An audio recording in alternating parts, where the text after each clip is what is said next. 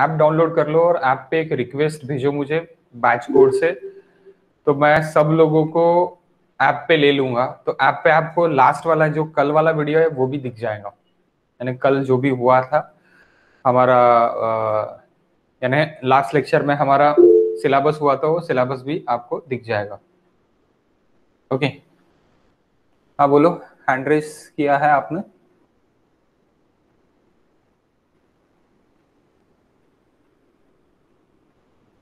Okay, सो अभी फिलहाल देखते हैं सबसे पहले type of equilibrium equations, then type of supports, then type of beams, okay, then type of loadings. Okay, तो ये सबसे पहले हम खत्म करते हैं। क्यों? क्योंकि आपका जो भी मॉस हुआ है वो अच्छे से नहीं हुआ है लास्ट सेम में था करके, लेकिन अभी हम ये पूरा खत्म करते हैं कि क्या क्या सपोर्ट्स है, किस तरह का इक्विलिब्रियम इक्वेशंस है, ये पूरा हम खत्म करते हैं। तो बेसिक करके आप लिख लो, बेसिक्स। ओके, बेसिक्स में सबसे पहले equilibrium equations, equilibrium equations, first topic.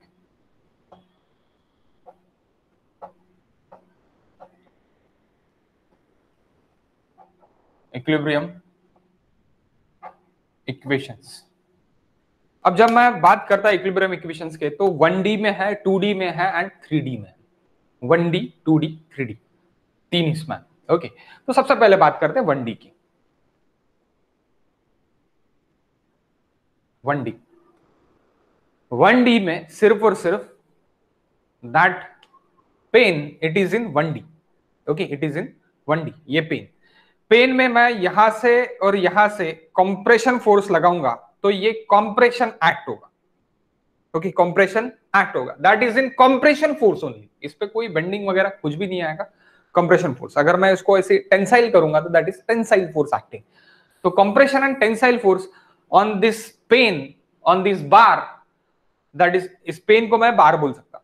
Okay, it is nothing but a circular बार।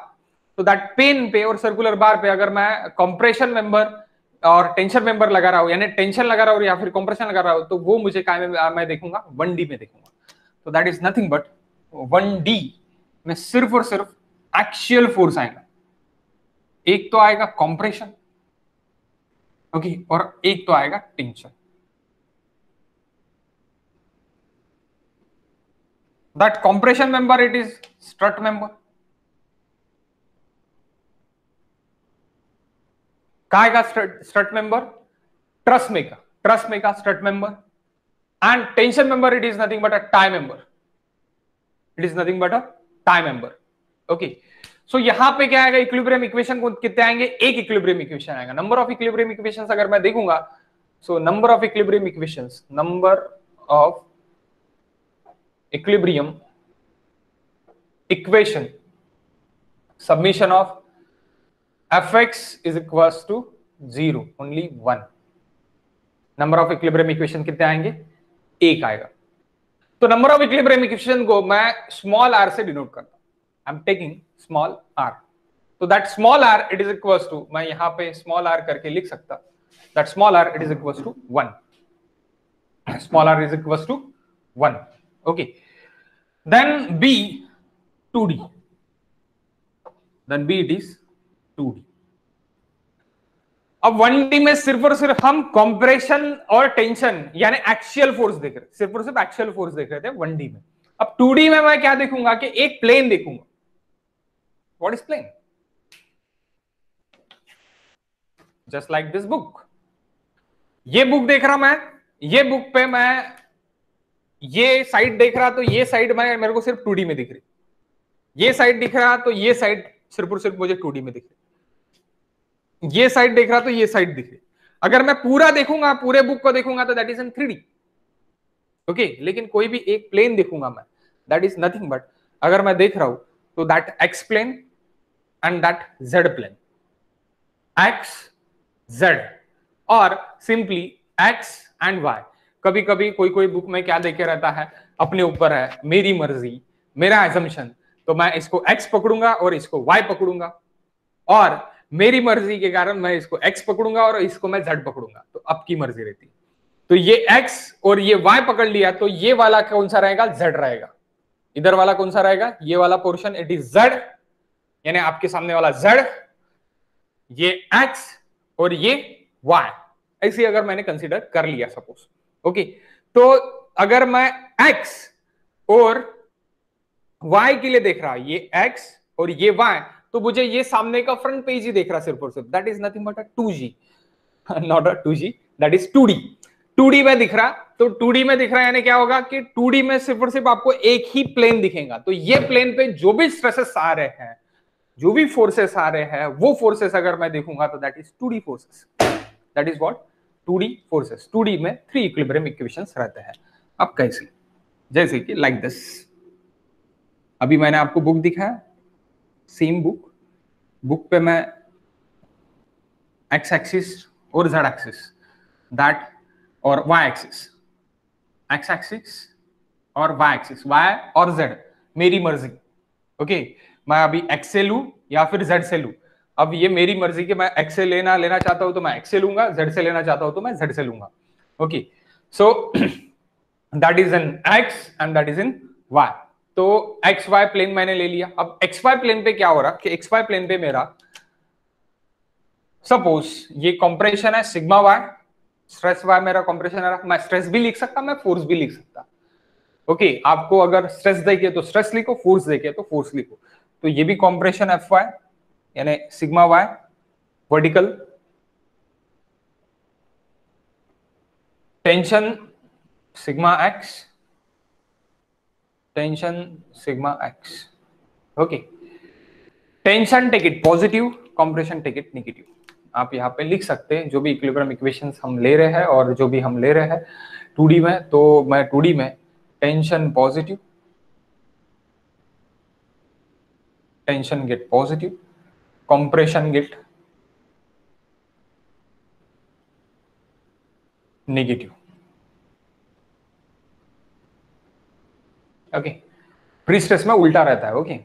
सिर्फ और सिर्फ आपके आपके पूरे इंजीनियरिंग में अगर कहीं उल्टा है, tension get negative and compression get, tension get positive and compression get negative, ये उल्टा कहां पे होगा, प्री स्ट्रेसिंग में होगा, pre stressing concrete, okay, pre stress concrete में। तो ये 2D में, तो 2D में अभी मुझे यहां पे मेरे जो प्लेन पे रहेगा ये that is tau X Y, tau X Y, okay.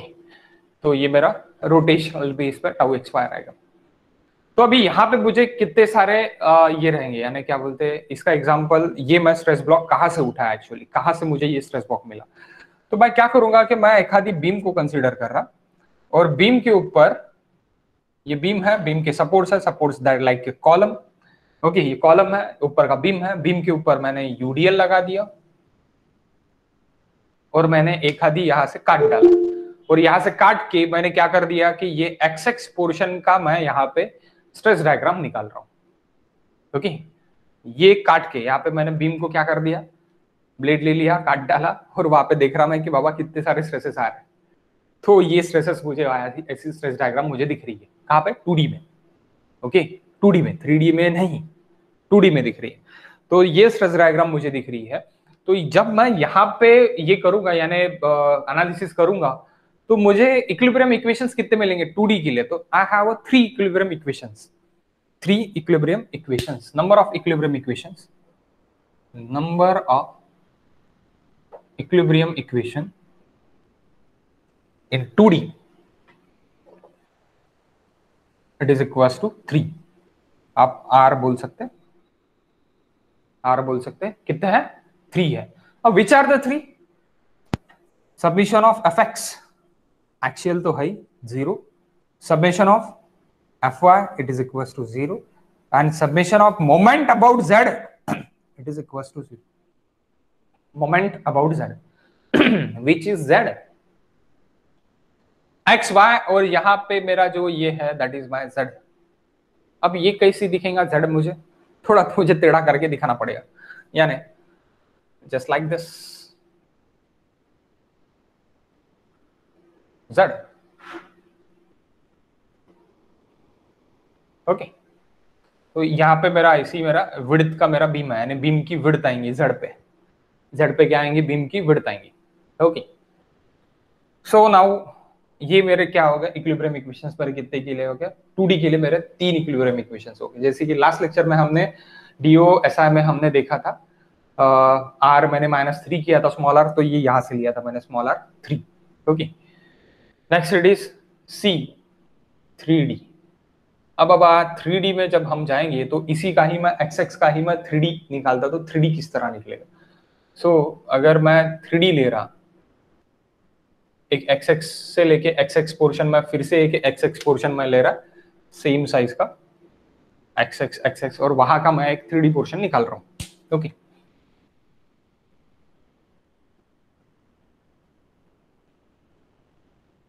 तो ये बीम पे एक एक्स पोर्शन पे मैंने अगर ले लिया तो मुझे कुछ इस तरह का एलिमेंट एक दिख रहा, स्ट्रेस एलिमेंट। ओके, एक स्ट्रेस एलिमेंट मुझे दिख रहा है। अगर मैंने कहाँ पे काट डाला, यहाँ पे ऐसे काट डाला मैंने। ओके, मैंने काट डाला तो मुझे मिलेगा एक पोर्शन, मुझे मिलेगा। Okay, so that portion it is nothing but, यहाँ पे मुझे स्ट्रेसेस मुझे कितने डायरेक्शन से मिलेंगे, मुझे 6 डायरेक्शन से मिलेंगे। अब 6 इक्विलिब्रियम इक्वेशंस यानी कौन से 6 इक्विलिब्रियम इक्वेशंस, तो आप पूछेंगे 6 कैसी और किस तरह। तो यहाँ पे देख लो, यहाँ पे ये sigma X, sorry sigma Y, sigma X suppose ये भी कंप्रेशन में है, sigma Y,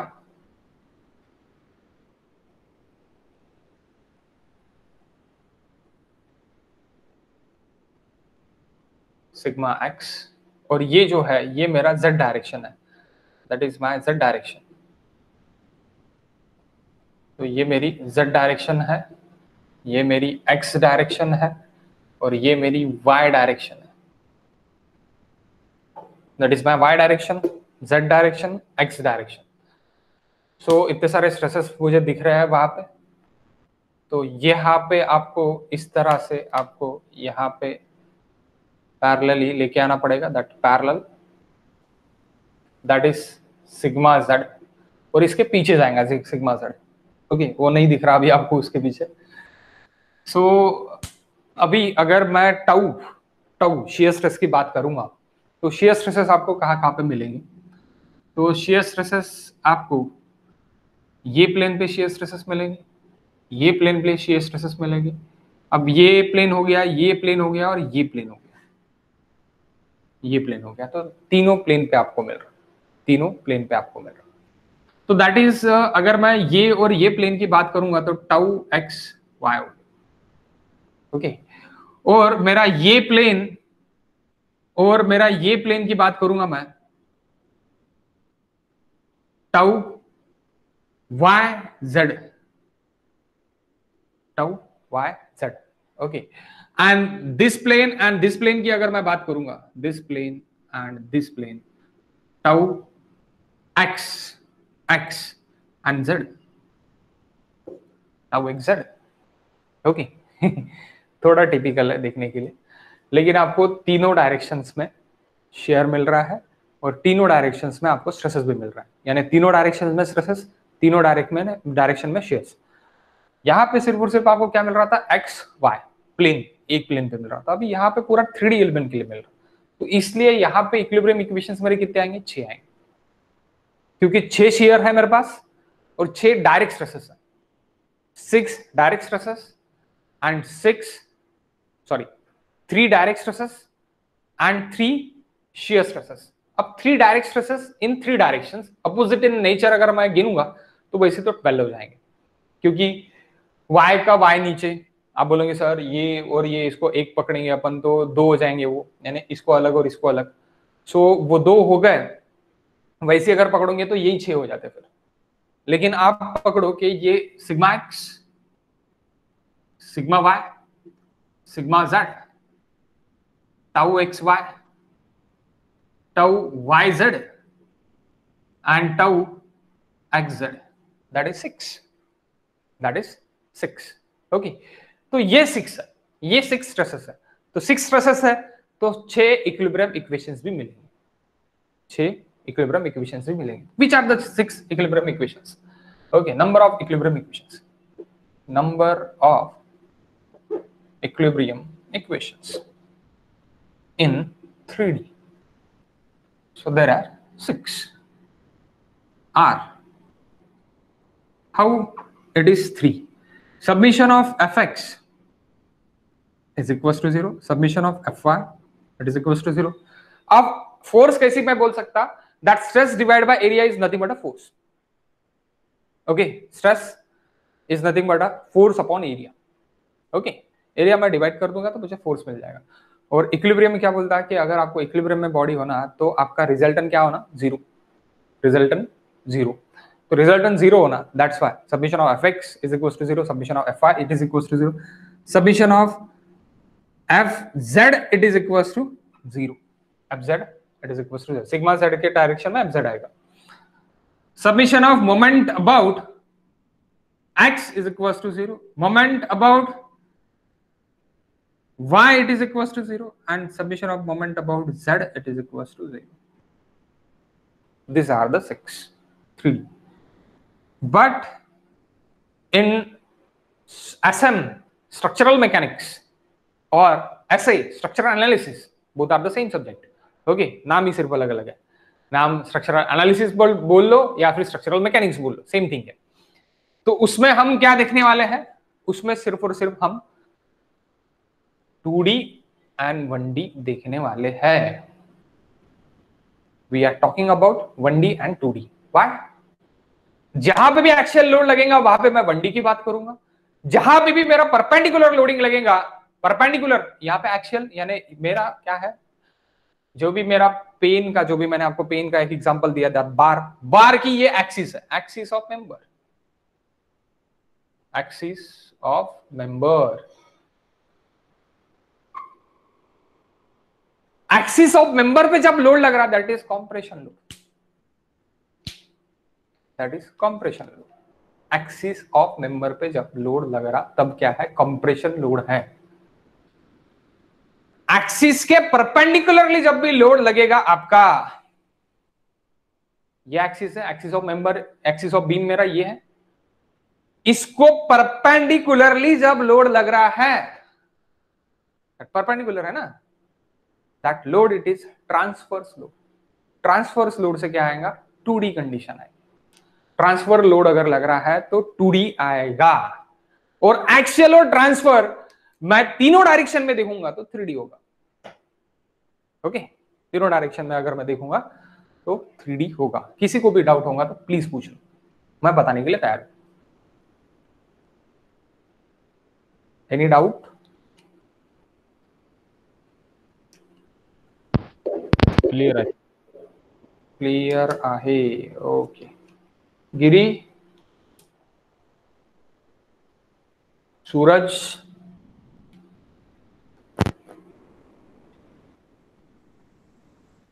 no sir, okay, no issues.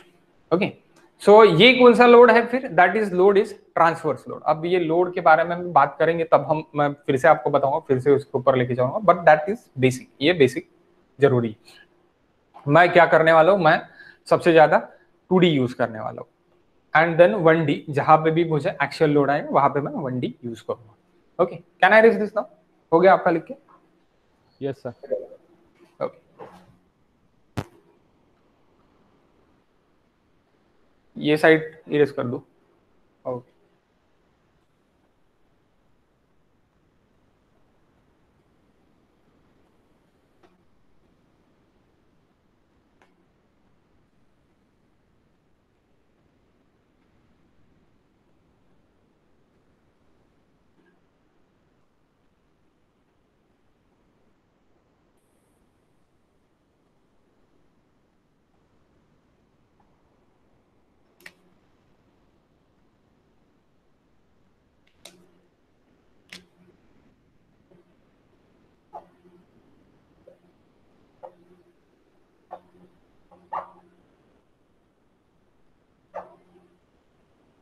now next we discuss about type of supports. Type of supports लिख लो आप।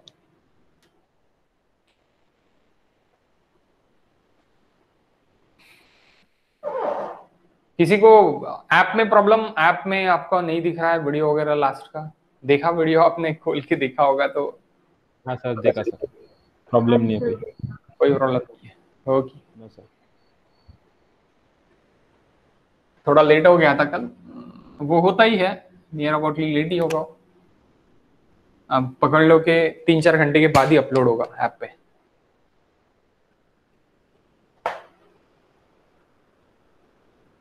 Okay, so type of support के बारे में बात कर रहे हैं। सो सबसे पहला A support, that is no support. No support, that is nothing but a node.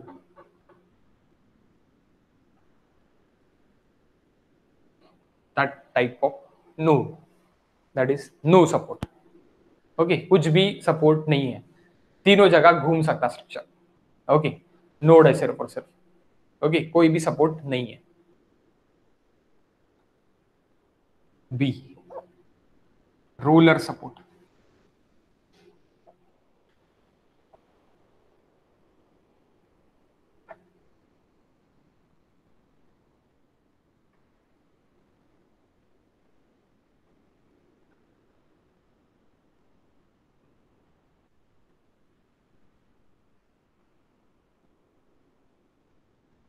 इस तरह का सिंबल आपको दिखा तो आप समझ जाना कि ये क्या है, रोलर सपोर्ट है। That is inclined roller. Okay, roller support. तो रोलर सपोर्ट को जो भी रिएक्शन है, that only one reaction, Fy, vertical reaction. Okay, so यहाँ पे नंबर ऑफ रिएक्शंस मैं लिख लेता, नंबर ऑफ रिएक्शंस। सो यहाँ पे जीरो, नो सपोर्ट को जीरो रिएक्शन, यानी नोड को जीरो रिएक्शन। रोलर सपोर्ट को एक रिएक्शन। एक कौन सी रिएक्शन? सबमिशन ऑफ Fy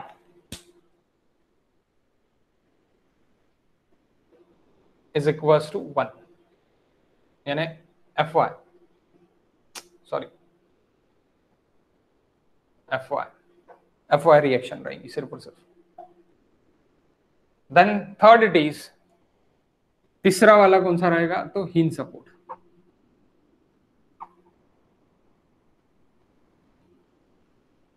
अब रोलर सपोर्ट के बारे में अगर बात करते हैं हम, तो रोलर सपोर्ट आपको कहां पे दिखेगा? टीपॉय, टीवी टीपॉय में आपको एग्जांपल इसका दिखेगा। एग्जांपल अगर हम लिखते तो टीवी स्टैंड, पुराने वाले, पुराने वाले हैं, अभी वाले नहीं। टीवी स्टैंड नहीं तो आप बोल दोगे सर मेरा टीवी तो माउंटेड है, तो वो कैसी रोलर हो गया? जो भी टीपॉय है अपना, जो पुराने वाले टीवी रहते थे अपने, आप टीवी मत ही लिखो, आप टीपॉय ही लिखो। टीपॉय, जो भी टीपॉय है अपने, वो जो हम घुमाते हैं, that is nothing but a roller support. Okay, roller support. Next it is hinge support. Hinge support किस तरह दिखेंगे? आप इस तरह दिखेगा हिंज सपोर्ट। ओके, सो इसको दो रिएक्शंस रहते हैं। There are two reactions, Fy and Fx। Fy and Fx, there are two reactions। किसको? हिंज सपोर्ट को। सो यहाँ पे नंबर ऑफ रिएक्शंस पे दो, कौन से? तो Fx एंड Fy। अब डोर के जो भी हिंजेस रहते हैं, डोर जो अपन क्लोज करते हैं, ओपन करते हैं अपने घर का door, that hinges is nothing but a hinge support. Door hinges आप बोल सकते हैं।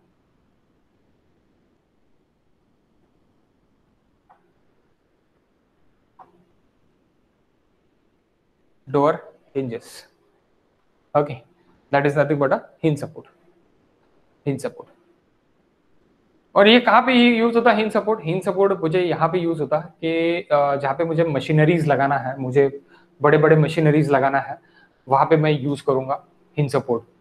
मोमेंट निगलेक्ट करने के लिए, क्योंकि यहाँ पे मोमेंट इज इक्वल टू 0 रहता है, यहाँ पे सिर्फ और सिर्फ रिएक्शन कौन सा दे रहा हुआ है, Fx एंड Fy रिएक्शन दे रहा हूँ। मोमेंट मुझे नहीं चाहिए, मोमेंट मुझे नहीं चाहिए, तो मैं वाइब्रेशंस वगैरह जहाँ पे ज्यादा रहते वहां पे मैं हिंज सपोर्ट लगा के काम चलाता।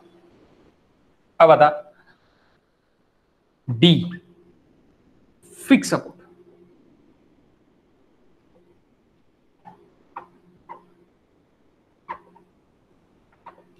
फिक्स सपोर्ट किस तरह दिखेगा, तो इस तरह दिखेगा, इस तरह दिख सकता। ये उल्टा बनाया मैंने, कॉलम या बीम में दिख रहा है, ये कॉलम में दिखेगा। Okay, so that is very much and very, आप सब जगह देखते हैं यूजफुल एग्जांपल अगर हम बोलेंगे इसको, तो that is footing. Footing is fix support.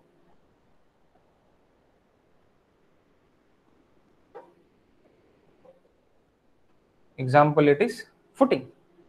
Okay, fix support का एग्जांपल लेना कौन है, तो फुटिंग है डायरेक्टली। ओके, सो Fy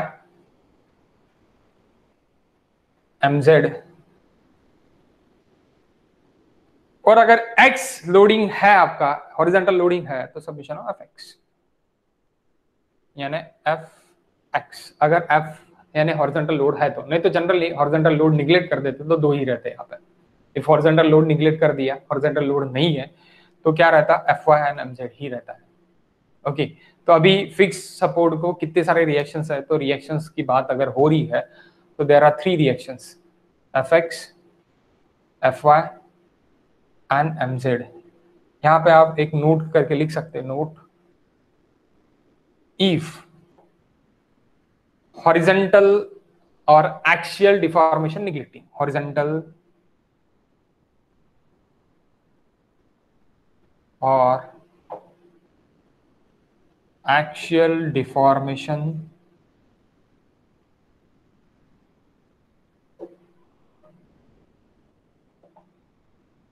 neglecting, then only two, दो कौन से, Fy and submission of mz।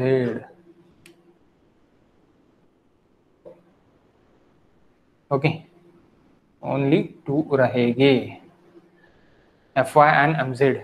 Okay, Fy and mz ये दो ही रहेंगे। कब रहेंगे दो, जब मैंने एक्सियल डिफॉर्मेशन निगलेक्ट कर दिया है। क्यों निगलेक्ट कर दिया है, हॉरिजॉन्टली कोई लोड ही नहीं है तो मैं निगलेक्ट कर दूंगा, टोटली ट्रांसफर ही लोड है तो मैं निगलेक्ट कर दूंगा, तो निगलेक्ट कर दूंगा तो दो ही रिएक्शंस रहेंगे, तो दैट इज इंपॉर्टेंट। ओके, वैसे ही फिक्स सपोर्ट का अगर पूछा कितने रिएक्शंस है, तो 3 रिएक्शंस है। निगलेक्टिंग एक्सियल डिफॉर्मेशन बोला तो 2 रिएक्शंस है। Okay, next it is horizontal shear hinge. Next आपने नहीं सुना होगा अभी तक, वो सपोर्ट अपन अभी देखने वाले हैं। आपने जो सुना नहीं है वो सपोर्ट हम देखने वाले हैं। That E horizontal share hinge, horizontal shear hinge. Oh, what is my horizontal shear hinge now?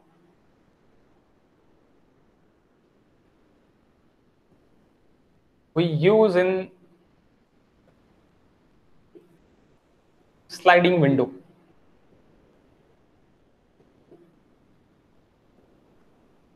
We use in sliding window. Sliding window आप स्लाइड कर सकते, आप उसको ऐसी और ऐसी नहीं कर सकते, ठीक है, घुमा नहीं सकते, आप उसको ऊपर नीचे भी नहीं कर सकते, आप सिर्फ और सिर्फ horizontally sliding window. Okay, vertical sliding window भी आती है लेकिन वो नहीं, हॉरिजॉन्टल स्लाइडिंग विंडो। आप एसटी में नहीं बैठे हो, एसटी आपकी सबकी जान, एसटी लाल डब्बा में अगर आप ऊपर नीचे करोगे तो वो होती है, that is vertical sliding window. लेकिन अभी आप अगर बागड़ी में बैठते, बागड़ी आपको बताऊंगा ट्रैवल्स, अब वहां पे बैठते तो वहां पे कौन सी है, हॉरिजॉन्टल स्लाइडिंग विंडो है। तो that horizontal sliding window is nothing but horizontal shear hinge. Horizontal shear hinge supports are there. So horizontal shear hinge पे कितने सारे रिएक्शंस रहेंगे, 2 रिएक्शंस आर देयर, 2 रिएक्शंस। क्यों 2 रिएक्शंस, आप उसको ऐसे घुमा सकते हो क्या, विंडो को नहीं घुमा सकते, स्टेबल है वो। ओके, और ऊपर नीचे भी नहीं कर सकते उसको, उसको सिर्फ हॉरिजॉन्टल ही घुमा सकते, तो ऊपर नीचे नहीं कर सकते यानी ऊपर नीचे नहीं कर सकते यानी वर्टिकल रिएक्शन देगा, एफवाई रिएक्शन दे रहा, घुमा नहीं सकते यानी मोमेंट रिएक्शन दे रहा, एमजेड रिएक्शन दे रहा 2D में। यहां पे बात हम सिर्फ और सिर्फ 2D की कर रहे हैं, not a 3D। So FY reaction दे रहा एंड एमजेड रिएक्शन दे रहा, freely rotated in horizontal direction. Rotation कौन से डायरेक्शन में फ्री है, यानी कौन से डायरेक्शन में फ्रीली मोमेंट कर सकता वो, फ्रीली मोमेंट वो ये डायरेक्शन में कर सकता है, डेल एक्स वो फ्रीली मोमेंट कर सकता है, फ्रीली रोटेट हो सकता है, डेल एक्स। डायरेक्शन है del, it is nothing but a deflection. और डिस्प्लेसमेंट, सो डिस्प्लेसमेंट कौन से डायरेक्शन में कर सकता है, डिस्प्लेसमेंट इन एक्स डायरेक्शन में कर सकता, डिस्प्लेसमेंट इन एक्स डायरेक्शन में कर सकता। रिएक्शन कौन सा डायरेक्शन में देगा, वाई डायरेक्शन में रिएक्शन देगा और मोमेंट डायरेक्शन में रिएक्शन देगा, क्योंकि उसको अपन कर नहीं सकते, उसको अपन मुड़ा नहीं सकते और अपन उसको नीचे ऊपर नीचे नहीं कर सकते। ओके, ऊपर नीचे करने वाला लाल डब्बा भी देखते हैं अपन। तो horizontal shear hinge, that horizontal shear hinge में अगर रिएक्शन पूछता है तो that two reactions, which are the two reactions, FY and MZ. Okay, दो reactions FY and MZ. Okay, sliding window, example it is sliding window। F, vertical shear hinge support, ये सब supports देख रहे हैं अपन। Okay, आपको मैंने यहाँ पे फिक्स सपोर्ट के बाद यहाँ पे आप सपोर्ट लिख लो। Okay, support, support. अब बाबा वर्टिकल शेयर हिंज में अगर मैं देखूंगा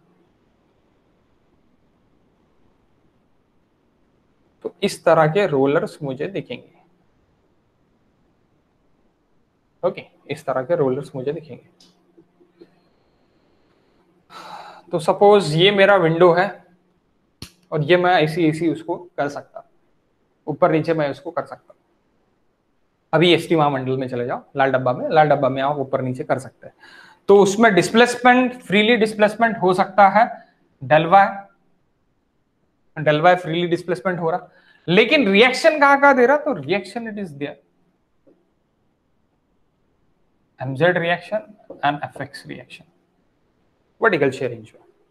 okay, that is 2 mz and fx and mz. Next it is spring support or stiffer support. Okay, A B C D E F G, spring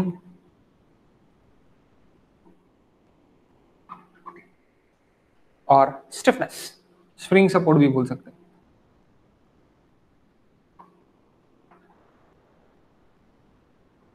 और stiffness,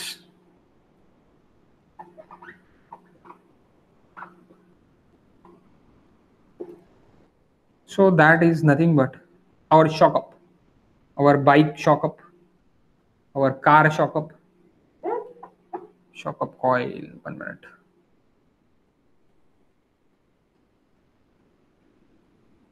वो circular रहता है, लेकिन अपने स्ट्रक्चरली दिखाएंगे तो इस तरह दिखाएंगे। तो ये सिर्फ और सिर्फ एक्शन ले सकता है बाबा रिएक्शन। एक्चुअली आपको क्या कर, आप तो बोलेंगे सर एक्चुअल कैसे लेगा, क्यों नहीं एक्चुअल लेगा, इसके अंदर क्या रहता है, हाइड्रोलिक जैक रहता, क्या के अंदर, अपने शॉकअप के अंदर, और ये स्प्रिंग रहता है, सर्कुलर स्प्रिंग रहता है। वो सर्कुलर स्प्रिंग क्या करता है कि ज्यादा दबने नहीं देता, ज्यादा दबने नहीं देता, यानी क्या दे रहा कि एक certain amount of deflection available है, उससे ज्यादा नहीं। पूरे स्प्रिंग एक साथ चपक जाएंगे, उसके बाद ज्यादा डिफ्लेक्शन है क्या, तो certain amount of deflection, that deflection it's available, इतना डिफ्लेक्शन कर सकता है, हो सकता है। ओके, डिफ्लेक्शन अवेलेबल आपके पास उतना है, उससे ज्यादा डिफ्लेक्शन उसके, यानी permanent set of deflection it's available आपके पास, del into number of del displacement into number of del n into del अगर कर दो तो वो टोटल नंबर ऑफ डिस्प्लेसमेंट आपके पास अवेलेबल है, उससे ज्यादा आप डिस्प्लेस नहीं कर सकते। तो उसमें रिएक्शन कौन सा दे रहा है, एफएक्स रिएक्शन दे रहा है। एफएक्स रिएक्शन दे रहा, दैट इज एफएक्स रिएक्शन। तो ओनली वन रिएक्शन एफएक्स। अब यहाँ पे 3D में फ्रेम में चाहे जाएंगे तो और ज्यादा है, we do not discuss about this frame and all this thing. यहाँ तक ठीक है। फ्रेम में जब हम गेट के लिए पढ़ेंगे, गेट के लिए मेरे लेक्चर्स है, अगर आप वो लेक्चर्स देखोगे डीओ के आई और डीओ एस आई वाले, तो आपको और ज्यादा डिटेल्स पे मिलेंगे वहां पे। मुझे ज्यादा और डिटेल्स पे नहीं जाना है, मुझे आपको बेसिक, मैंने नाम ही लिखा है बेसिक, बेसिक आपका क्लियर करना है। तो मैं बेसिक्स के लिए यहाँ तक आपको बता दिया, बिकॉज अब ये आपने को देखना है डिफ्लेक्शंस वर्चुअल वर्क्स में, दैट्स व्हाई। ओके, यहाँ तक मुझे देखना है। तो आई होप सो कि आपका सपोर्ट्स में कोई डाउट नहीं होगा। कोई डाउट होगा तो आप पूछ सकते हैं, मैं आपको बता सकता हूँ। Any doubt? हाँ, fix support. Okay, fix support में डाउट है? और किसी को डाउट है? नहीं सर। ओके, फिक्स सपोर्ट यानी क्या रहता है कि जैसे आप कॉलम हम काय के ऊपर रेस्ट कर रहे हैं, फुटिंग के ऊपर। तो फुटिंग क्या है मेरी? टोटली कंक्रीट में फिक्स। टोटली कंक्रीट में क्या है? फिक्स है। सो टोटली कंक्रीट में फिक्स है, तो फिक्स है यानी क्या हो रहा कि ना वो इधर उधर मूव हो रहा, ना वो वर्टिकली एंड हॉरिजॉन्टली मूवमेंट हो रहा। अगर किसी भी चीज का कोई भी मूवमेंट नहीं है, मूवमेंट नहीं है यानी डिस्प्लेसमेंट नहीं है, कोई भी डिस्प्लेसमेंट नहीं है, तो उसको क्या बोलेंगे? फिक्स सपोर्ट बोलेंगे। यानी वो हर जगह से रेजिस्ट कर रहा, वो एक्स डायरेक्शन से रेजिस्ट कर रहा, वो वाई डायरेक्शन से रेजिस्ट कर रहा, वाई से रेजिस्ट कर रहा, एक्स से रेजिस्ट कर रहा, और रोटेशन भी नहीं होने दे रहा, मेंबर का रोटेशन भी नहीं होने दे रहा। तो that support is fix. Hinge support में क्या हो रहा कि मेरा डोर इधर उधर मैं मूव ही कर सकता, यानी मूवमेंट पॉसिबल है, डिस्प्लेसमेंट पॉसिबल है। मैं दरवाजा बंद कर सकता यानी खुल सकता। तो वो काय के इससे कर सकता है कि rotation deformation are possible here. सिर्फ रिएक्शन कौन सा दे रहा है? आप उसको इधर नहीं खींच सकते और आप उसको यानी वर्टिकली नहीं खींच सकते। तो दैट इज रोटेशन डिस्प्लेसमेंट, यानी del z it is possible, del z it is possible. Here is del z it is possible and del x it is possible. तो del x हॉरिजॉन्टली मूवमेंट हो रहा है और रोटेशनली भी movement हो रहा है, तो वहां पे रिएक्शन तो नहीं दे रहा। रिएक्शन कहां पे दे रहा? सिर्फ और सिर्फ वर्टिकली दे रहा। That's why vertical Fy it is reaction. And node सभी जगह घूम सकता, वो x के लिए भी घूम सकता del x, वो del y के लिए भी घूम सकता और रोटेशनली भी घूम सकता। Del Z is nothing but a theta, rotation. Okay, del Z को आप थीटा भी बोल सकते हैं, रोटेशन। ओके, समझ गया अभी? तो ये डिस्प्लेसमेंट हो गया। रेड में मैंने जो भी लिखा है वो that are the displacement. Okay, ये क्या है? डिस्प्लेसमेंट है। और जो मैंने ब्लू में लिखा है दैट इज रिएक्शन। मुझे जो भी करना है एसएम में, मुझे रिएक्शन पे फोकस करना, लेकिन कंसेप्ट वाइज आपको डिस्प्लेसमेंट भी कहां पे हो रहा है ये भी आपको पता रहने। ओके, जहां पे डिस्प्लेसमेंट फ्रीली हो रहा है वहां पे रिएक्शन कैसे रहेगा? कुछ भी रिएक्शन नहीं रहेगा। अगर आपको बोला कि 8 के बाद नहीं निकलना है, रिस्ट्रिक्शंस है, तो आप नहीं निकलोगे, यानी रिस्ट्रिक्शंस है अगर, और रिस्ट्रिक्शंस नहीं है तो आप फ्रीली जाओगे, कोई रिएक्शन नहीं है बाबा, है कि नहीं? तो उसी तरह है ये। मैंने अगर x और y को रिएक्शन दिया है, यानी रेजिस्ट किया, मैंने मोमेंट उसका बंद कर दिया, यानी रिएक्शन दे रहा। ओके, यानी रिएक्शन मिल रही मुझे कुछ ना कुछ। Okay, these are the supports. Now we discuss about beam, type of beams. Okay, can I erase this one? erase कर लूं मैं? Yes, sir. आपको ये अगर लिखना है तो आप लिख सकते, कोई दिक्कत नहीं है, रेड से। लेकिन आप different type of pens use करो जब भी आप ये करोगे। So we must use 3 pens. Okay, जब भी मैं आपको अभी नेक्स्ट भी पढ़ाऊंगा तो 3 पेन आप यूज करते जाओ, क्योंकि यहाँ पे जो स्ट्रक्चरली नोटेशंस रहते हैं वो अलग अलग पेन से और अलग अलग कलर से अगर अपन ने यूज किया तो वो बेटर अंडरस्टैंडिंग के लिए रहता है। और एक चीज, जो भी मैं स्ट्रक्चर पढ़ाऊंगा वो आपको समझेगा, लेकिन और अच्छे से कब समझेगा? जब मैं आपको साइड पे लेके चलूंगा और साइड पे मैं आपको सेम चीजें बताऊंगा, तब आपको और अच्छे से समझेगा। तो कल हमारी साइड है, अगर आप यानी आप इंटरेस्टेड हो तो आप आ सकते हो कल एनडी के सामने, एनडी होटल के सामने। आप मॉर्निंग 8 AM को आ सकते हो। कल स्लैब है तो स्लैब के बारे में मैं आपको बता सकता हूँ। ओके, बाकी क्लास हो जाने के बाद बाकी डिस्कस हम कर सकते हैं। Okay, so next it is type of beams. Type of beams. Third. Okay.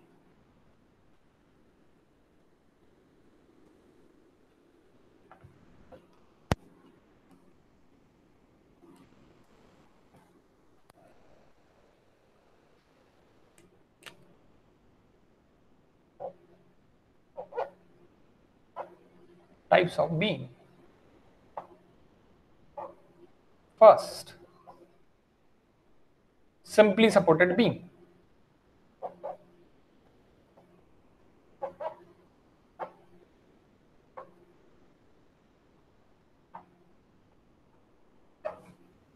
SSB बोलते हैं हम उसको, और SS beam बोलते हैं। SS beam is nothing but a simply supported beam.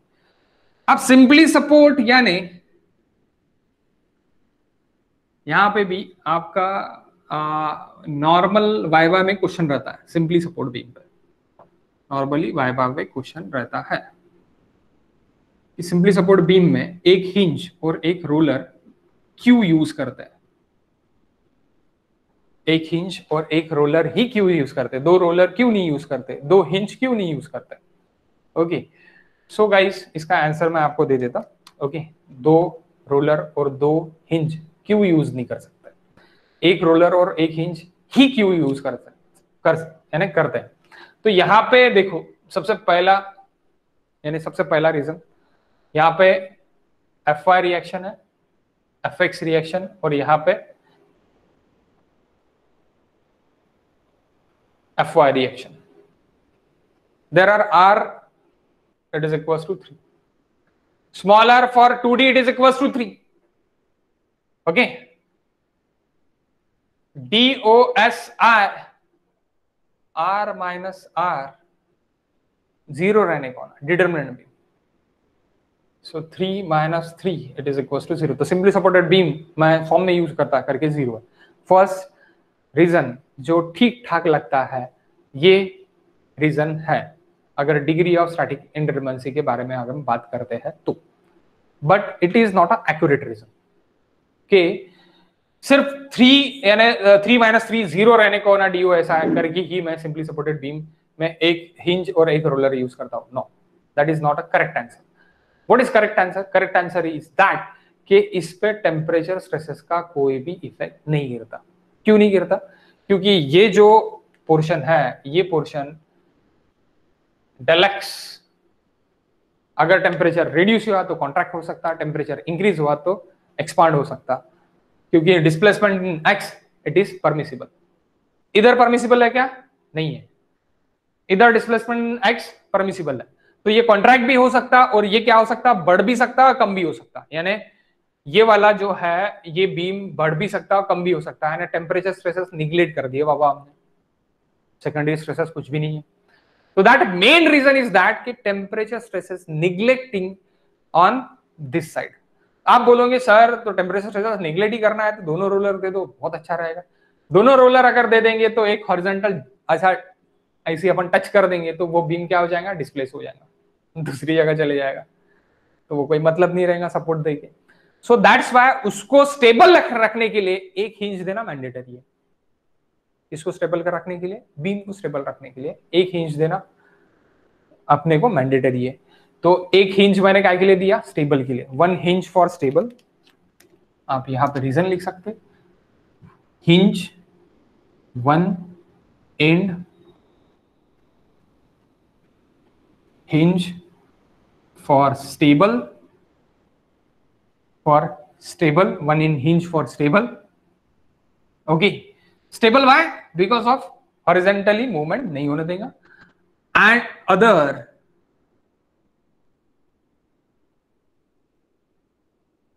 And roller for neglecting temperature stresses.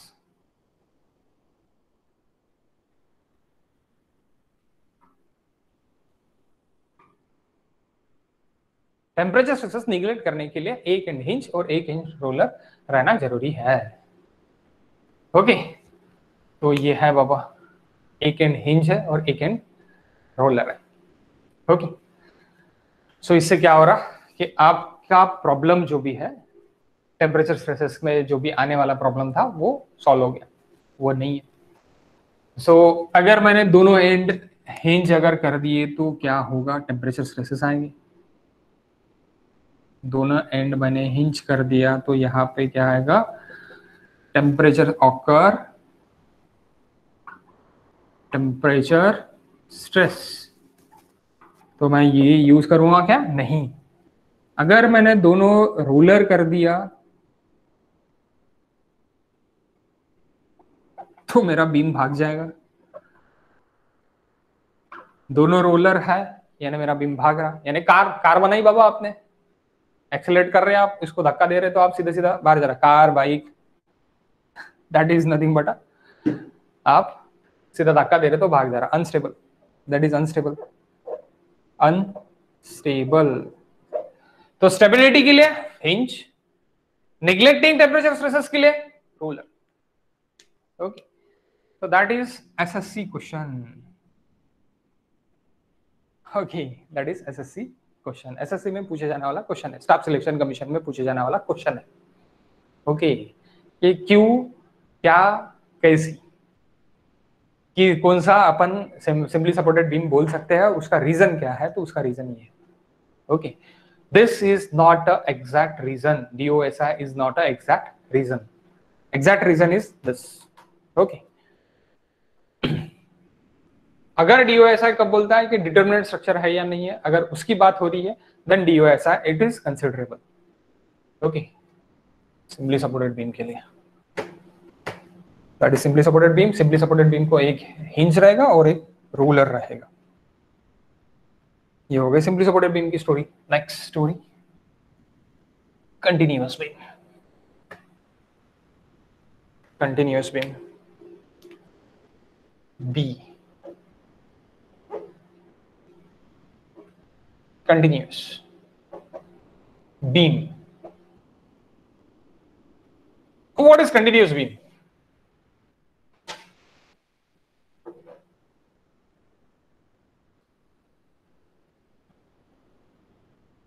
Prismatic member है, यहाँ पे एक हिंज, यहाँ पे एक रोलर है, पूरे रोलर भी दे सकता मैं, मुझे कोई प्रॉब्लम नहीं है। यहाँ पे टेम्परेचर स्ट्रेसेस मैंने निगलेक्ट कर दिया, एक हिंज रहेगा मैंडेटरी और बाकी सब रोलर्स रहेंगे, दैट इज कंटिन्यूअस बीम। तो यहाँ पे भी क्या हो रहा है, यहाँ पे भी same thing, temperature stresses neglecting by the roller and stability due to hinge. Okay, same thing, no change, same thing रहेंगी, कोई चेंजेस नहीं है। ओके, सो ये मेरा कंटिन्यूअस बीम हो गया। लेकिन यहां पे क्या रहेगा, reactions is greater than equilibrium equations. कैसी देख लेते, देखो 1 2 3 4 and 5, so 5 reactions and 3 equilibrium equations, so 5 is greater than 3। Okay, जरूरी नहीं है कि यहाँ पे तीनों ही मेंबर रहेंगे करके, मेंबर बढ़ भी सकते, 4 5 भी रह सकते। तो ये क्या हो गया, इनडिटरमिनेंट बीम हो गया, इनडिटरमिनेंट बीम, इनडिटरमिनेंट बीम। तो इनडिटरमिनेंट बीम के लिए मुझे स्पेशल मेथड यूज करना पड़ता है। तो वो कल के क्लास में मैंने, लास्ट क्लास में मैंने देखा है कि आपके सिलेबस में इतने सारे इनडिटरमिनेंट बीम, इनडिटरमिनेंट स्ट्रक्चर के लिए मुझे इतने सारे मेथड्स है। तो उसमें क्या ही एक MDM, हार्डी क्रॉस मेथड जो था, यानी मोमेंट डिस्ट्रीब्यूशन मेथड, जो हार्डी क्रॉस ने निकाला है 1857 में, तो वो मेथड हम लास्ट नेक्स्ट इसमें स्टडी करेंगे। तो उसमें ये इनडिटरमिनेंट बीम हम सॉल्व करेंगे। Okay, that are the indeterminate beam. Next, that is continuous beam. Indeterminate beam, it is nothing but a continuous beam.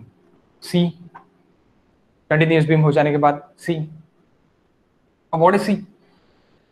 Next it is our cantilever beam.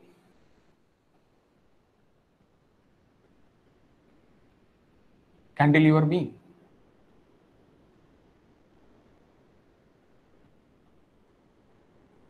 That is nothing but a cantilever.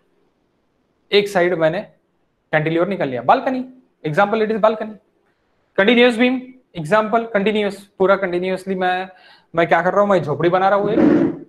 Okay, झोपड़ी बनाते मैं एक hinge support मैंने दे दिया एक जगह, और बाकी सब मैंने रोलर सपोर्ट दे दिया, मैं झोपड़ी बना दी। ओके, कॉलम मैंने क्या क्या क्या कर दिया, मैंने ये रोलर सपोर्ट रखे कॉलम्स, और ये मैंने यहाँ पे हिंज सपोर्ट रख दिया। तो मेरा एकदम ये ना टेम्परेचर स्ट्रेसेस मेरे को निगलेक्ट करना है करके, मेरा जो भी ऊपर से शेड आएगा वो टीन आएगा, तो टीन की वजह से मेरा कुछ भी टेम्परेचर स्ट्रेसेस नहीं होगा, वो मुझे निगलेक्ट करना है। तो उसके लिए मैं क्या करूंगा, कंटिन्यूअस बीम मैं यूज करूंगा। तो कंटिन्यूअस बीम में मैं क्या करूंगा कि मैं यहाँ पे रोलर सपोर्ट्स दूंगा, which are the roller supports, वो भी आपको देखना है तो वो मैं बेरिंग्स में आपको दिखाऊंगा। वो कहाँ पे दिखाऊंगा, ब्रिजेस में दिखाऊंगा। ब्रिजेस में नीचे आपको बेरिंग्स दिखते हैं, that bearings is nothing but roller bearings.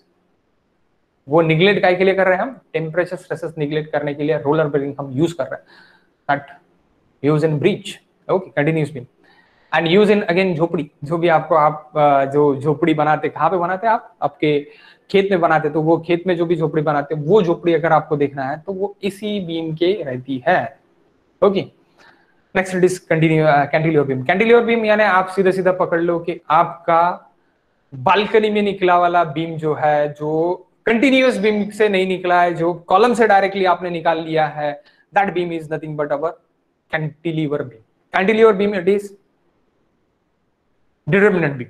Why determinant beam, क्योंकि इसका भी R is nothing but a small R, यानी इक्विलिब्रियम इक्वेशंस उतने ही नंबर ऑफ अननोन रिएक्शंस है। One, sorry, that is one, that is two, that is three. Number of reactions are कितने हो गए आपके, 3 हो गए। नंबर ऑफ इक्विलिब्रियम इक्वेशंस कितने हैं, 3 है। तो DOSI it is equals to 3 minus 3 it is equals to 0, यानी डिटरमिनेंट बीम।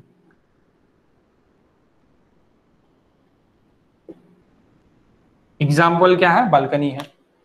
एग्जाम्पल क्या है, बालकनी है।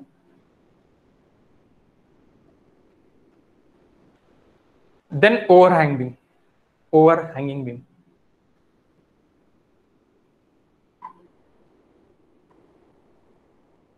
Overhang beam,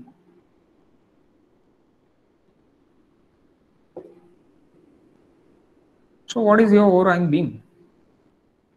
One end hinge, other end roller, और दोनों जगह को सिंपली सपोर्ट बीम को क्या कर दिया, दोनों जगह ओवरहैंग कर दिया। इधर भी ओवरहैंग है, इधर भी ओवरहैंग, कैंटिलीवर की जैसी मैंने निकाल दिया, तो इसको ओवरहैंग बीम बोलेंगे। ये एक साइड भी रह सकता, जरूरी नहीं है कि बोथ साइड ओवरहैंग है, एक साइड भी ओवरहैंग रह सकता।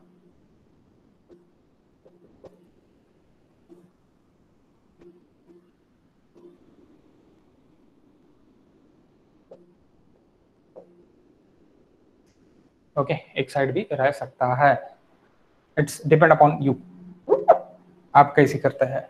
एक साइड में भी रह सकता है overhang. Then propped cantilever, next it is propped cantilever. Okay, can I erase this? So okay, Yes, sir. okay.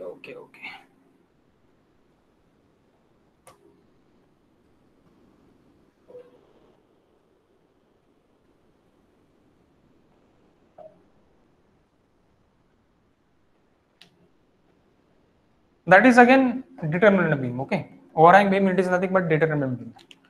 यहाँ पे बोल सकते हैं determinant.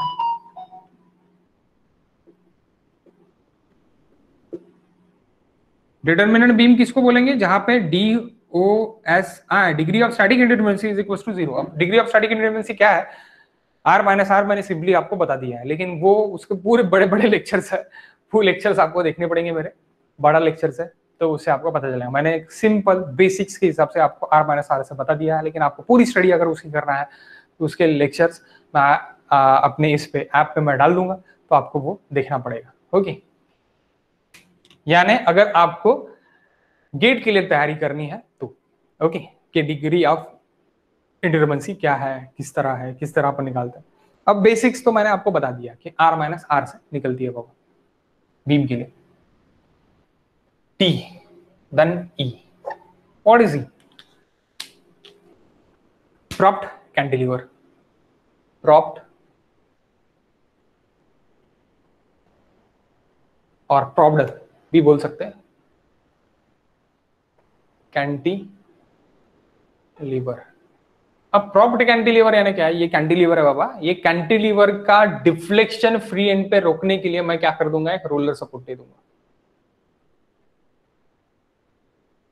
इसको मैं इस तरह भी बता सकता और इसको मैं एक नाइफ के तरह भी दिखा सकता, लाइक दिस। सिंपली सपोर्ट को भी मैं नाइफ की तरह दिखा सकता, कोई दिक्कत नहीं है। ओके, और दिस। तो यहां पे नंबर ऑफ रिएक्शंस अगर आप बोलोगे तो R it is equals to 4 and small r it is equals to 1, तो DOSI it is equals to 4 minus 1 it is equals to 1। Degree of indeterminacy 1 कौन से बीम की रहती है? तो प्रॉप्ड कैंटिलीवर की रहती है। ये क्वेश्चन पूछते हैं एसएससी में। ओके, प्रॉप्ड कैंटिलीवर और प्रॉप्ड कैंटिलीवर, और इसको आप ये भी बोल सकते हैं, प्रॉप्ड भी बोल सकते हैं, प्रॉप्ड भी बोल सकते हो। Okay, propped cantilever, these are the beams, number of beams. What are the loading now? Okay, discuss about loading. So पहले हमने देख चुके हैं, हम क्या देख चुके हैं? हम सबसे पहले इक्विलिब्रियम इक्वेशंस, देन हमने देख चुके हैं हम सपोर्ट्स, देन हमने देखा है बीम्स, अभी हम देख रहे हैं क्या? Loadings, that is 4 type of loading.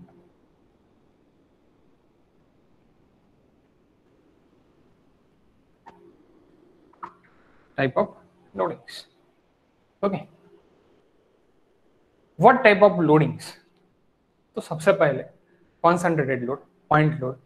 आपके बाइक आप चलाते तो आपका बाइक का लोड जो भी रोड पे और ब्रिज पे गिरता तो that is point load, moving point load गिरता है। मूव करते हुए जाते हैं आप, स्टडी आप एक जगह खड़े हो तो आपका जो भी लोड है, भलाई आपके पैर का एरिया है, लेकिन वो एरिया अगर मैं पूरा स्लैब देखूं तो वो स्लैब के एरिया से कंपेयर करूंगा तो बहुत छोटा है। That's why we take it at point load, we take it at point load. भलाई आपके पैर का कुछ ना कुछ समथिंग सरफेस एरिया है, वो हम निगलेक्ट कर रहे हैं। हम क्या कर रहे हैं? हमारा खुद का लोड क्या पकड़ रहे हैं? हम पॉइंट लोड पकड़ रहे हैं। आपके बाइक का लोड, वो जो भी व्हीकल है, that is point load, that moving point load. हमारा जो भी है वो स्टडी पॉइंट लोड है। ओके, तो that is first load, it is point load. Point और concentrated load.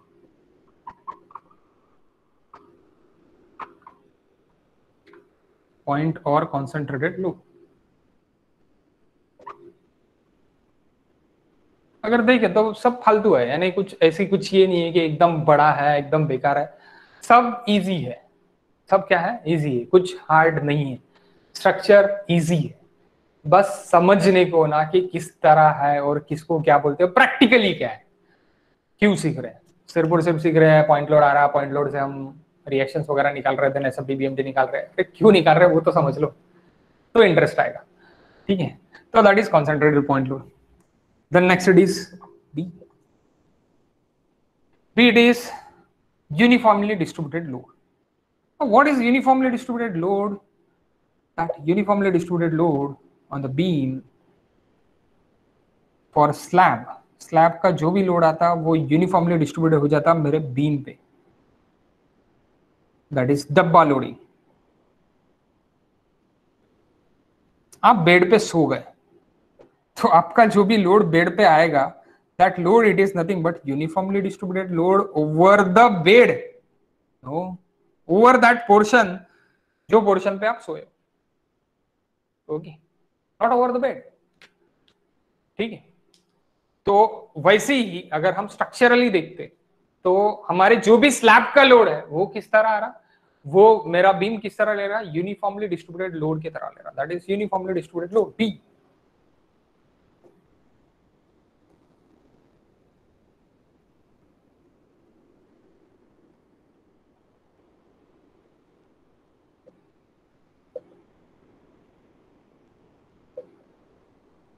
uniformly distributed load, that is B. okay, that is B, uniformly। इसको मैं किस तरह दिखा सकता? इसको मैं कुछ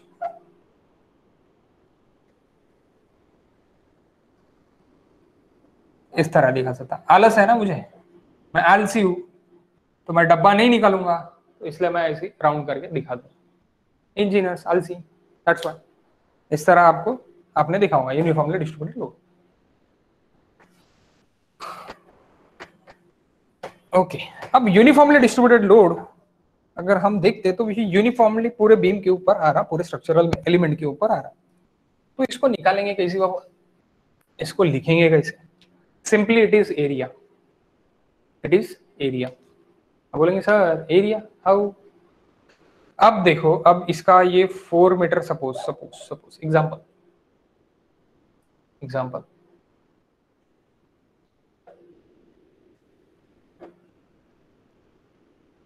आपका टोटल वेट जो है वो कितना केजी है? 60 केजी है, पकड़ लेते हैं अपन। Normal weight 60 KG. और ये जो है ये आपका जो बीम है यानी आपकी जो खाट है आपका जो बेड है वो कितना है? तो वो 2.1 मीटर, नो 2 मीटर का है, पकड़ लेते 6 फुट का है नियर अबाउटली। ओके, तो 2 फुट पे इस पे आपका कितना यानी 60 केजी टोटल लोड है। ओके, तो मुझे क्या निकालना है? यूनिफॉर्मली डिस्ट्रीब्यूटेड लोड निकालना है कि मेरे एक जैसी आपकी ये खाट है, पकड़ लो, यानी ये आपका बेड है, ये आपका यहाँ पे 3 फुट है यानी 1 मीटर है, और आपका यहाँ पे 2 मीटर है, 2 मीटर बाद 1 मीटर का आपका बेड है। इसको ये कॉलम्स है, that is nothing but our supports.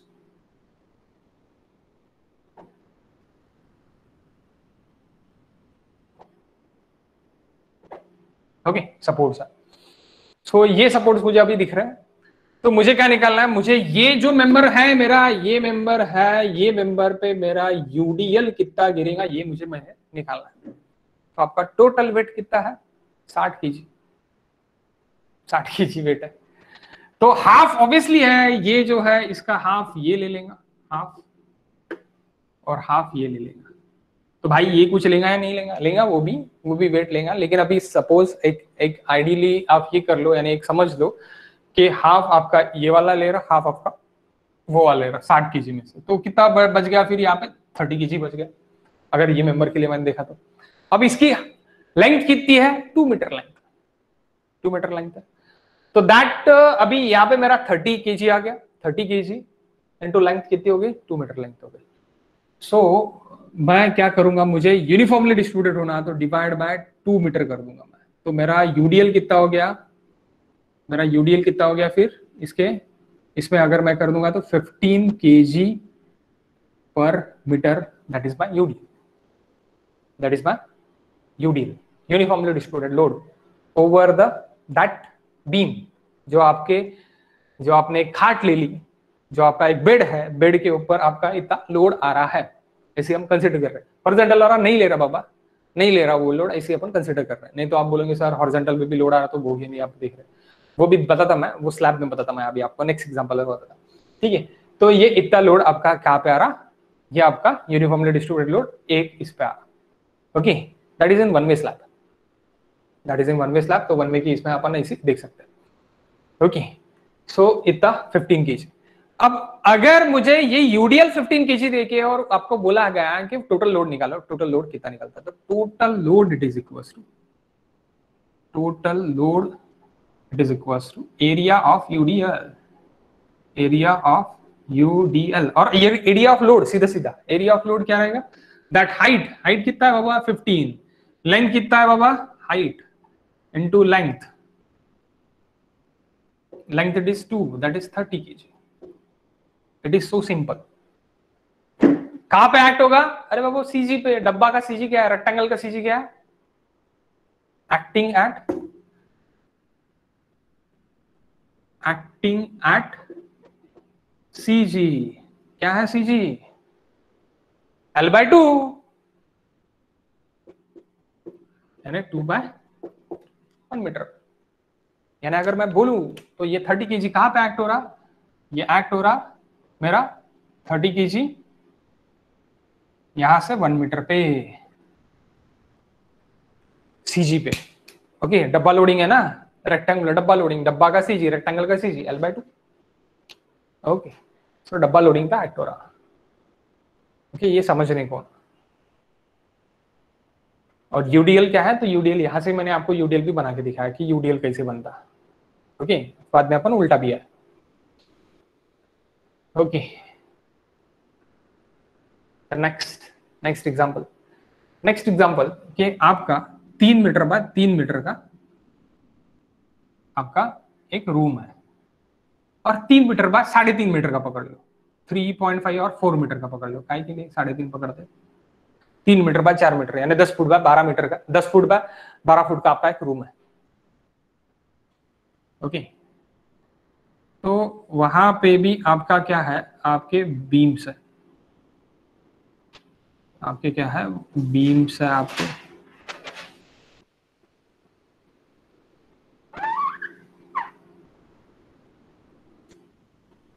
आपके बीम्स है, ये कॉलम्स है।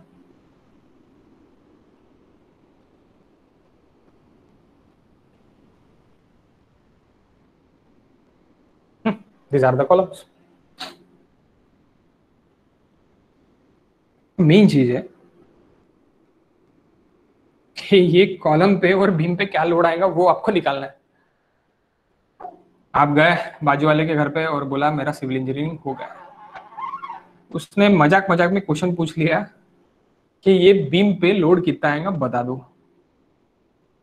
तो आप बोलोगे सर थोड़ा रुको मैं निकाल के आपको बताता। वो आपने कैलकुलेशंस के लिए ले लिया हाथ में बुक और पेन।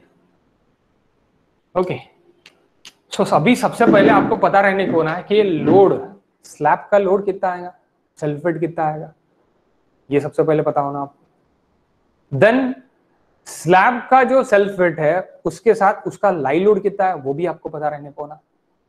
ओके, उसके बाद आप पता कर सकते हो। अब बोलेंगे सर ये सेल्फ वेट और ये लाई लोड ये क्या है, ये तो हमने सुना ही नहीं है। ठीक है बाबा, कोई दिक्कत नहीं है, सुना नहीं है तो देख लेते हैं। अभी क्या है कि जो भी लाई लोड यानी मैं आप सब लोग अपने इसके ऊपर से घूमेंगे, यानी काय के ऊपर से, स्लैब के ऊपर से, तो उसके लिए लाई लोड अपने IS 875 यानी उसका भी एक IS कोड है प्रैक्टिस के हिसाब से, प्रैक्टिसिंग के हिसाब से, यानी प्रैक्टिकली कितना लोड आता करके उसके हिसाब से उन्होंने एक IS कोड बना लिया।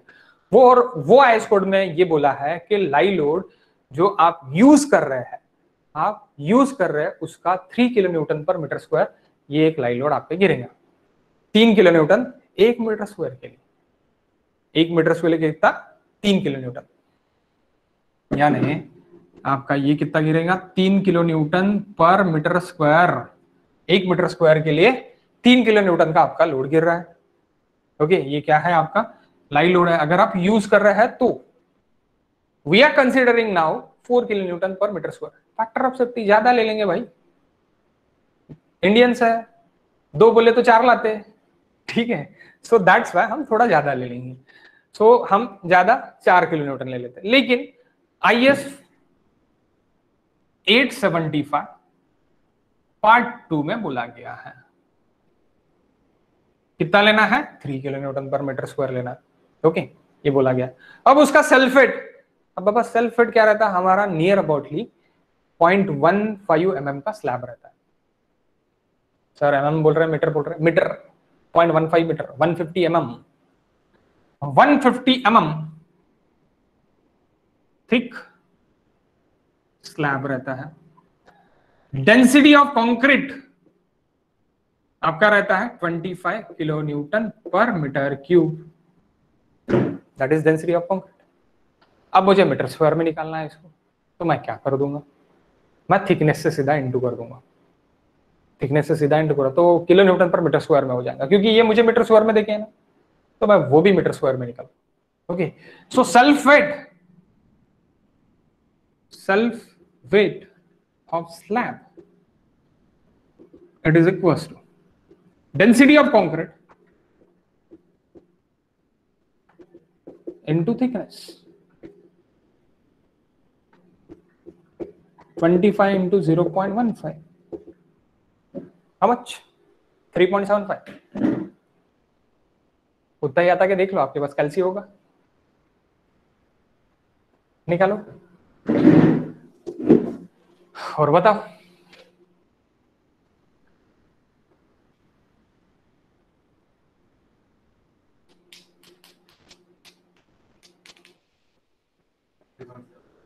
Yes exactly 3.75। अब कैसे रट गया है ये कैलकुलेशन से रट गया है। 3.75 kilo newton per metre square. Okay अब बाबा क्या है, ये इसका स्लैब का सल्फेट है। अपन जो घूम रहे हैं वो आयस कोड ने बोला है कितना, 3 kilo newton per metre square बोला है। अब जो ये चेयर्स है और बाकी फर्नीचर्स है उसका भी लोड बोला है, उसका भी लोड कंसीडर करना पड़ेगा, टाइल्स का भी लोड कंसीडर करना पड़ेगा। तो फ्लोर फिनिश टाइल्स जो है, टाइल्स फ्लोर फिनिश, तो फ्लोर फिनिश का लोड जो है वो मुझे कंसीडर करना है विद द फर्नीचर। तो that load it is nothing but 1.5 to 1, generally it is 1, लेकिन again factor of safety 1.5 FF floor finish load, it is 1.5 kilonewton per meter square. Okay, that 1.5, that 3.75, and that 3, what is the total load? 3, 6.75 and 1.5, how much?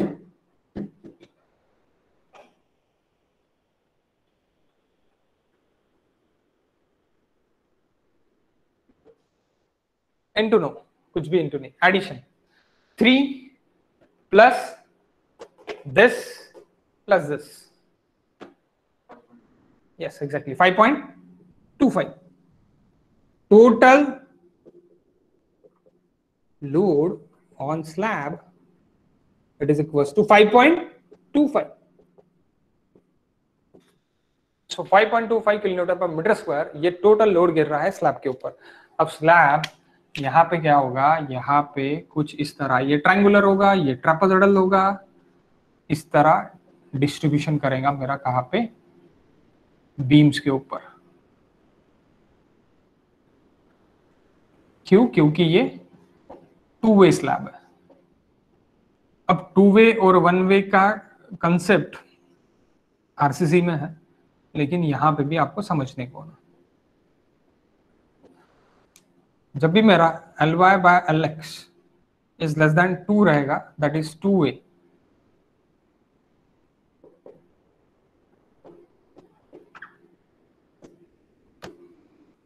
Ly by Lx is equals to 2 रहेगा और greater than और equals to 2, 1 way. तो ये 1 way था, Ly यानी बड़ी length, that is 2 by 1 2, that is 1 way, that's why load सिर्फ और सिर्फ एक ही डायरेक्शन में रहेगा, इसलिए मैंने एक ही डायरेक्शन में लिया, that is डब्बा लोडिंग, that is डब्बा लोडिंग। तो ये क्या है, 1 वे है, ये क्या है, 1 वे है। क्यों 1 वे है, Ly by Lx is equals to 2 आ रहा इसलिए। ओके और यहाँ पे क्या आ रहा है, Ly by Lx it is equals to क्या आ रहा है, अगर आप कर रहे हैं तो यहाँ पे अगर आप कर रहे हैं तो 4/3 1.33, it is less than 2, it is 2 way slab. तो 2 वे स्लैब में जो भी छोटा वाला रहेगा यानी Lx छोटा वाला रहेगा, Lx इट इज छोटा,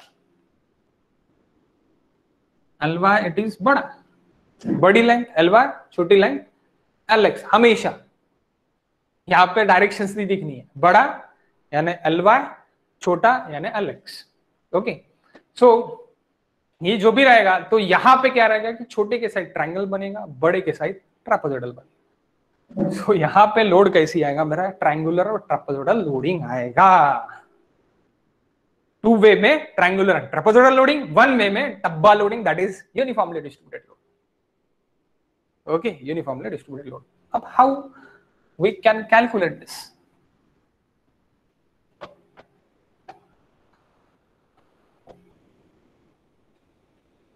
इसलिए यहाँ पे चारों साइड बेंट अप रहता और इसलिए यहाँ पे 2 साइड बेंट अप रहता। ओके ये भी मैं आपको जब साइड विजिट लेके जाऊंगा तब मैं आपको 101% वहां पे समझा के बताऊंगा कि किस तरह है। ओके सो नेक्स्ट, बस 5 मिनट में खत्म हो जाएगा लेक्चर, लास्ट के 5 मिनट है, 5 मिनट दो। ओके ज्यादा लेट हो रहा, समझ गया मैं, भावनाओं को समझता मैं आपके।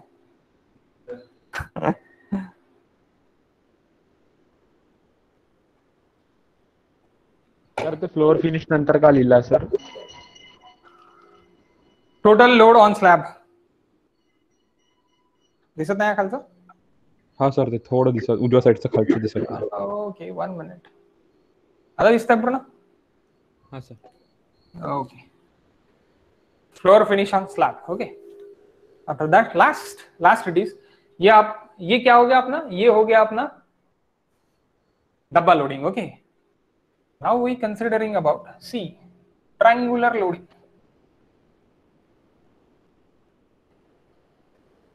Triangular, yes, exactly, triangular.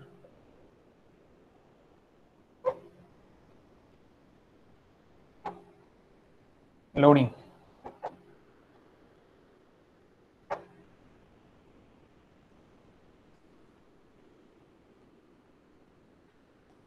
कहां पे आती? ये तो मैंने अभी आपको बता दिया है. कहां पे आ रही आपकी? शॉर्ट बीम पे आ रही. जो भी आपका शॉर्ट बीम है वहां पे आ रही.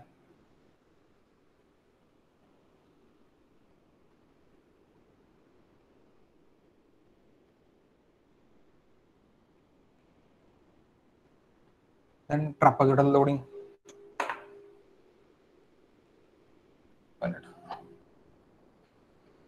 ट्रायंगुलर ट्रापेजोइडल आप बोल सकते हैं कि अनसिमेट्रिकल लोडिंग रहेंगे. सिमेट्रिकल.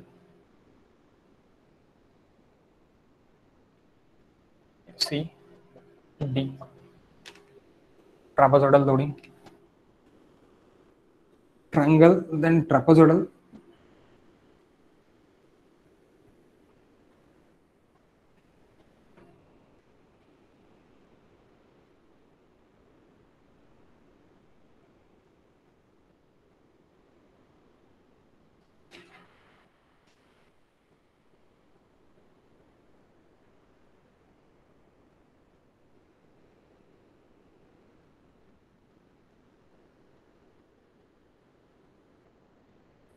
अभी अगर मैं इसका एग्जांपल लेता तो ये एग्जांपल कितना है मेरा? 5.25 kilo newton per metre square है.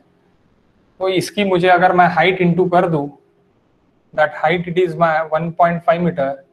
मैं अगर इंटू कर दूं दैट 1.5 मीटर हाइट, तो मुझे यहाँ पे ये मीटर में मिल जाएगा. किलो न्यूटन पर मीटर में मिल जाएगा.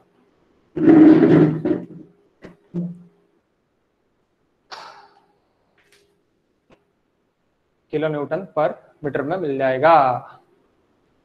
अगर मैं ये पे दिख रहा, ये 3 मीटर के लिए मैं अगर दिख रहा हूँ, तो मुझे अगर ये हाइट इंटू कर दिया मैंने, तो ये that is 5.25 into 3.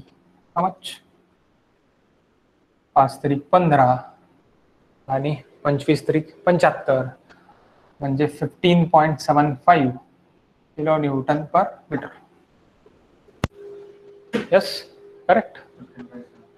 Okay, so this is our UVL. That is nothing but our UVL, uniformly varied load.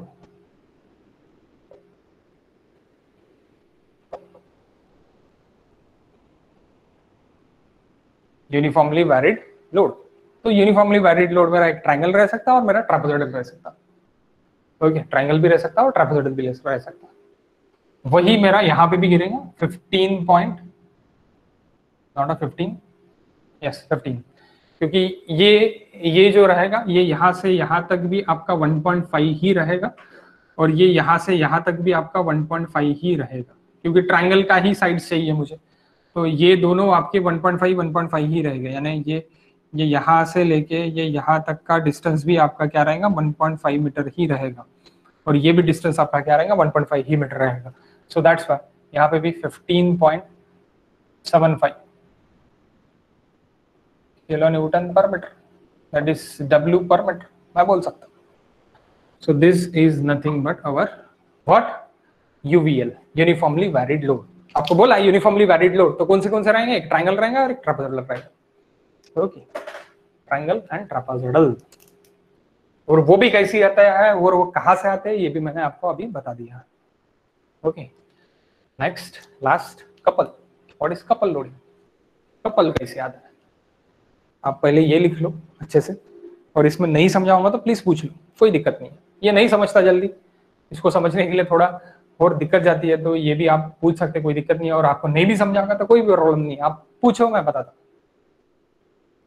हूँ। ओके, आप पूछोगे तो मैं बताऊंगा ही।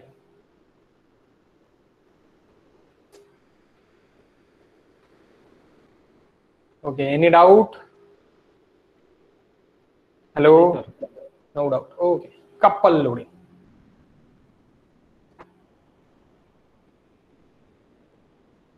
Couple that is moment, uniformly varied loading है, that is triangle, that is trapezoidal. Okay, trapezoidal कहाँ पे आएगा? तो ये लॉन्ग पोर्शन के लिए ट्रापेजोइडल, दैट इज 4 मीटर के लिए, 3 मीटर के लिए मेरा क्या है? Triangular. Okay, that is couple. अब कपल कहाँ पे आएगा? ओके, कपल कहाँ पे आएगा? आपकी जो किक है, किक,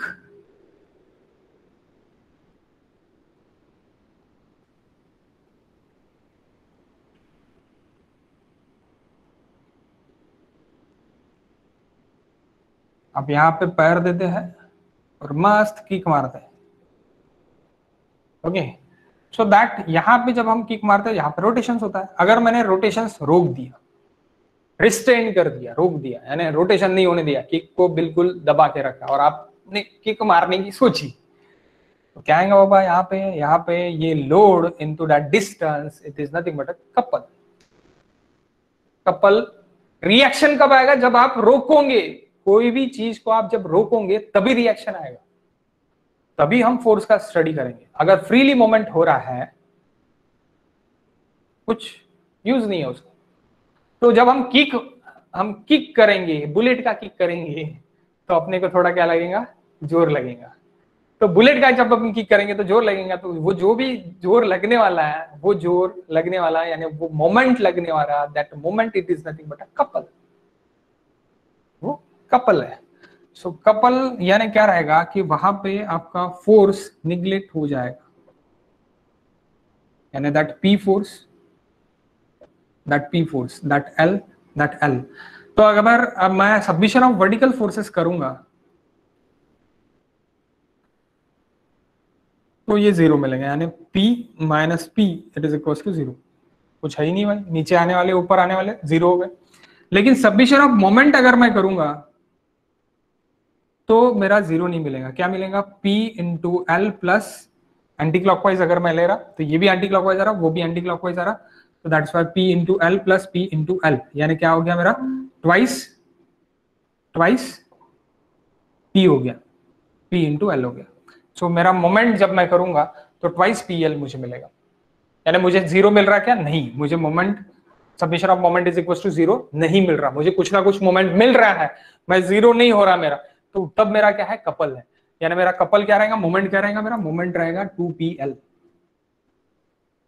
2pl ये मोमेंट रहेगा। तो वो क्या रहेगा? वो कपल। उसको डिनोट कैसे करेंगे हम? इस तरह डिनोट करेंगे एंटी क्लॉकवाइज क्लॉकवाइज। तो अभी यहाँ पे एंटी क्लॉकवाइज है तो ये एंटी क्लॉकवाइज रहेगा, इसी तरह ये क्लॉकवाइज भी रह सकता, तो अपन क्लॉकवाइज भी बोल सकते हैं उसको। सो that is couple, that is your last loading, couple loading.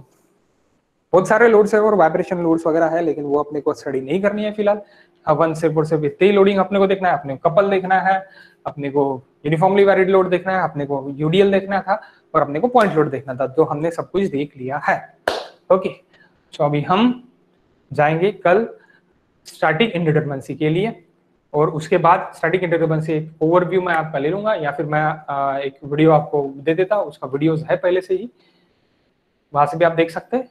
और एक शॉर्ट में आप स्टैटिक इंडिटरमिनेंसी कल के लेक्चर में हम समझ लेंगे। वो हो जाने के बाद हमारा moment distribution method next lecture से स्टार्ट हो जाएगा। ओके, सो मैं रिकॉर्डिंग ऑफ कर रहा और 2 मिनट आपसे मुझे बात करना है। 1 मिनट लीव मत करो।